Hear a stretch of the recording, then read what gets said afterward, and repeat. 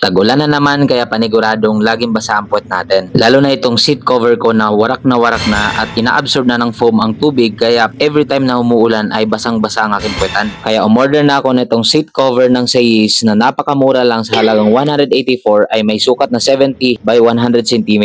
Ang kagandahan ng seat cover na to ay bukod sa glossy at rubberized ay waterproof na din na perfect ngayong tag-ulan. Agad tayo nagpunta sa Customized Seat Services para ito ay ipagawa. Gumagawa sila rito ng motor seat cover, auto seat cover at iba pang upholstery. Agad nang binabaklas ang lumang seat cover ni RV. Dumaan na rin ako sa palengke para bumili nitong mantle plastic pang double wall sa ating seat cover at para mas tumagal ang lifespan nito. Hinihimay ng guntingin ang lumang seat cover para makuha ang tamang sukat nito. Matapos ay inilapat na sa bagong seat cover para makuha ang sukat nito para magupit at nang matahina. At nire-recommend ko to mga gar dahil hindi lang siya basta-basta cover ng upuan ng ating motor kundi inayos niya pa ang foam ng ating upuan. Para sa ating mga nagpapagawa mga gar, plus points talaga yung mga ganito trumabaho. Fast forward tayo mga gar, tapos nang matahi ang ating seat cover at ngayon ay kinakabit na. Mano-mano itong nilalapat sa hulma ng upuan at habang ginagawa ito ay napatingin tayo sa mga display nilang upuan at kung makikita nyo ay meron itong specific na model ng motor at kung meron kayong ibang mga katanungan about dito sa pagpapagawa ng seat cover o customize ay i-message lang ang kanilang page na Customized Seats Upholstery Services. Pinapainit ang bawat surface at kanto nito para tumugma sa hulma ng upuan at bago ito baril-barilin ng kung anong tawag dyan ay nakalimutan ko. Habang pinapanood ko si brother ay masasabi kong hindi madaling magkabit ng seat cover especially pagka ganitong may tahi. At dumoble pa ang kanyang trabaho dahil ikakabit pa itong mantle plastic na ito na siyang nagpatagal dahil mano-mano niya ulit ikakabit ito at talagang nahirapan siya dito dahil sobrang kapal ng mantle plastic na kinuha natin at dahil nga sa kagustuhan ko na mas tumagal ang lifespan ng waterproof at